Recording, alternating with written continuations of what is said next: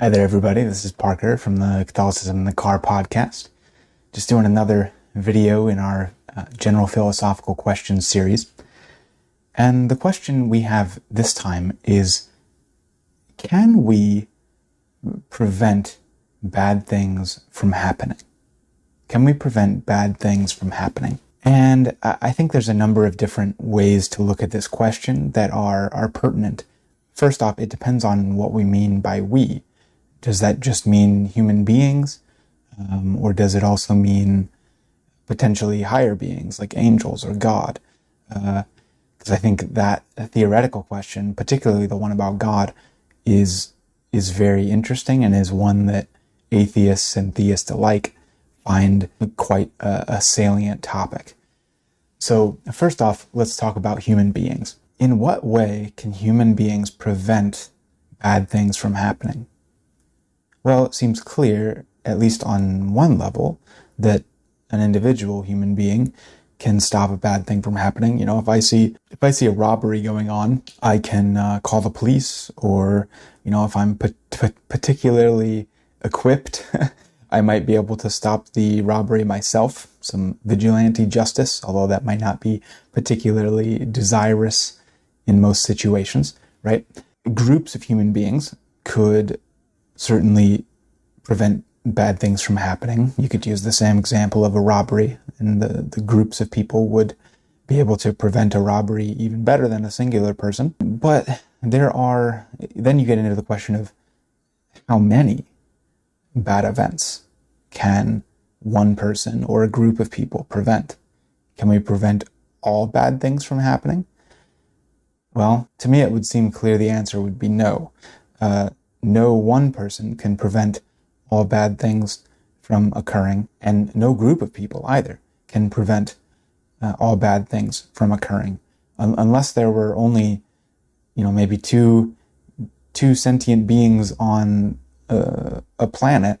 Once you get much larger than that, it begins to be pretty difficult to regulate the actions of other sentient beings, right?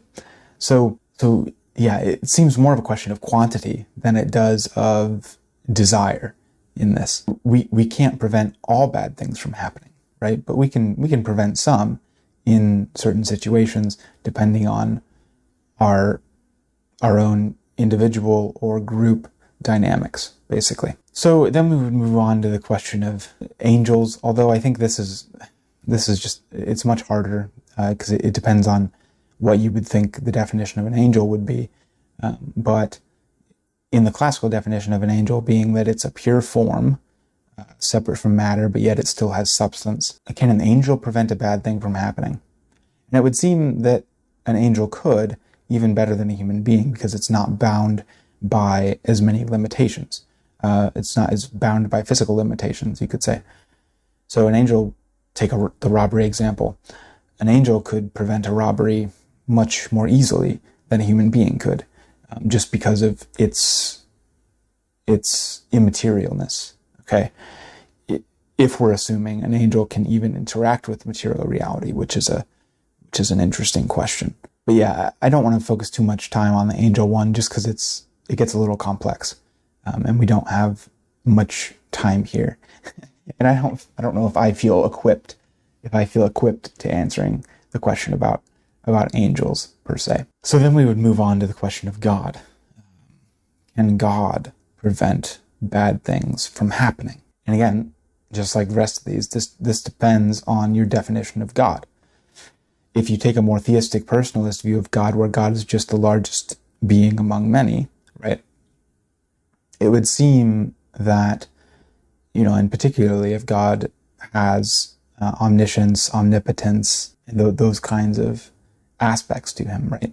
If he has omniscience, then he knows something is going to happen before it happens. And if he's, the largest, the most powerful among all beings, then he's in time to a certain extent. And so the question of before does actually apply to God in that definition of God in this theistic personalist view. Then you can ask the question, what would God do if he knew it would happen before it was going to happen, right? So in that sense, God could prevent all things from happening before they happen, because he's all-knowing. He knows everything's going to happen before they happen. And that question even applies to him because he's in time, because he's the greatest being among many, right? And then he's also all-powerful. So God would be able to stop any event from happening, any bad event from happening. And thus, you can get into all of those questions about, well, then, can a theistic personalist type of a God, can it be good if it doesn't stop all bad things from happening? If it knows something's going to happen before it happens and it has all the power to do it, then why doesn't it, right? And I think this is one of the fundamental flaws in a theistic personalist view of God. If we view God as just a guy in the sky, or some largest being among many, right, and he's still in time, then this question can be quite fatal to that sort of idea of God, I would argue. Now, what would the traditional theist say? The classical theist, you could say. Well, I think here it's important to go back to somebody like Boethius, who was a 9th century, maybe 10th century philosopher, Christian philosopher, kind of at the tail end of the ancient world. I might have my dates wrong there. He might be a little earlier than the 9th century. But he's at kind of the tail end of the ancient world. A lot of philosophers will consider Boethius to be the last of the sort of the ancient philosophers, you could say. Although he is a Christian, but he was formed in, to my knowledge, he was formed in some of the ancient schools of philosophy, and thus they consider him basically the last of the ancients before we get to the more medieval period. And Boethius says, because people have been asking the question for millennia, right?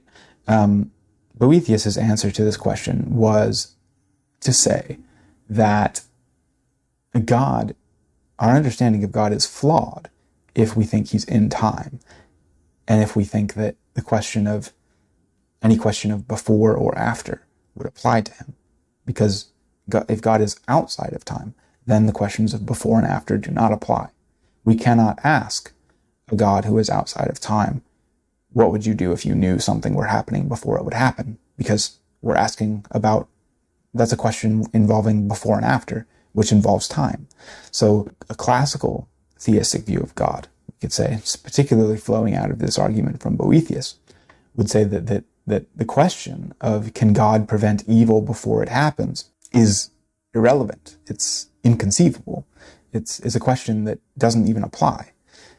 Because if God is outside of time, then, you could phrase this in multiple ways, but I think the way Boethius phrased it, and it's been a while since I've read it, but he says that to God, all moments are the present.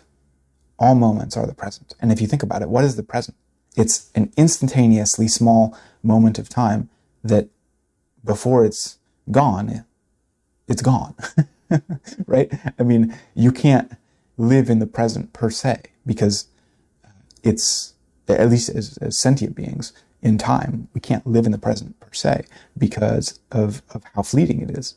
It's there and it's gone in an instant, by definition. That's what the present is. Even as I speak one syllable of a word, we have a beginning, a middle, and an after within that event, right? So yeah, the question of can God prevent something from happening before it even happens? It doesn't even apply to this sort of classical theist perception of God, because of the way that he is outside of time. And he's viewing all moments. This is the one way you could phrase it. He's viewing all moments as, sorry, probably going to have to edit that out. He's viewing all moments as the present. So if the robbery occurs, right, God is viewing every moment of that robbery as a present. Now, he is omniscient. He knows everything that is happening, right? He doesn't really know everything that's going to happen, because all things are present to him.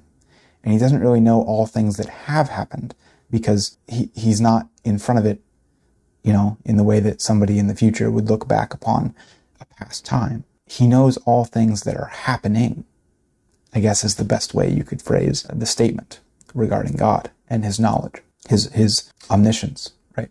So because we generally will view knowledge as knowledge in time. Like, I come to an understanding of something through time, or I used to know something in the past, looking at it from the future, or from the present, I guess. But yeah, those kind of, that understanding of knowledge just doesn't apply to God in the classical theistic view, right? So that's basically what Boethius ends up saying, is that this question is irrelevant to the idea of God as Christians propose it, okay? That he's so utterly out of time that we can't even ask this question. So God views the robbery, at every present moment of that robbery, God views it as present. Now, in that, I think you could still say God could still intervene, right? But at that point, he is truly omniscient. He knows all things. And he is truly powerful. So, and if we take into account that, maybe free will does exist, now we're kind of building a tower here of premises, right? If we assume that free will exists, then, God probably would not want to intervene in that free will unless absolutely necessary, right? Especially if he's viewing things from an ever-present moment, okay? But yeah, could he intervene? And I think he still could. He could definitely intervene. But then you ask, why doesn't he? And that's an interesting question. And I think at that point we would have to say, we don't know. And I think the we don't know answer should be fairly satisfactory to the people asking this question. Because if God is viewing the robbery from its absolute present moment, then just as if I was looking at a moment in time and all that I saw was a picture of it, right? But I was told this was a robbery, would I necessarily intervene if that's all that I knew was that present moment? I don't know what I would do. And yet that analogy fails, because my understanding of the present moment is looking at a computer screen maybe where there's a still frame in front of me of a video, and that's all that I see. That doesn't even compare to the present moment of God, and because I'm not omniscient, I'm not, there's a lot of variables here that make it quite difficult to ask the question, what would God do in that situation? Okay? So I'm just trying to frame this so that people understand the difficulty of this question, because it is a difficult question.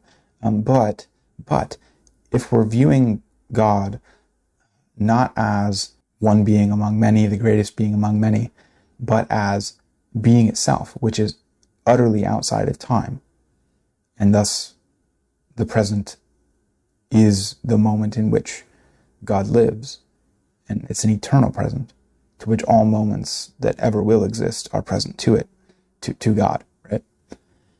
Then, that makes the question kind of fall apart. It makes this assertion against God, does he know what would happen before it happens, and would he do anything to prevent it? When you look at God in this classical view, you say, well, I don't know, because, it's hard to relate. So, yeah. All right. I hope this one helps, guys. This is yet another installment of our General Philosophical Questions series. Feel free to listen to the Catholicism in the Car podcast. You can find it on any podcast platform except for SoundCloud. You can also find me, obviously, here on YouTube. We also have a Facebook page, Catholicism in the Car. We have an Instagram page, Catholicism in the Car, except there's dots in between every word. There's periods in between every word. You can support us on Patreon. Just look up Catholicism in the Car. You can also find a support button on our Anchor FM page. And yeah, I think that's pretty much it. God bless y'all.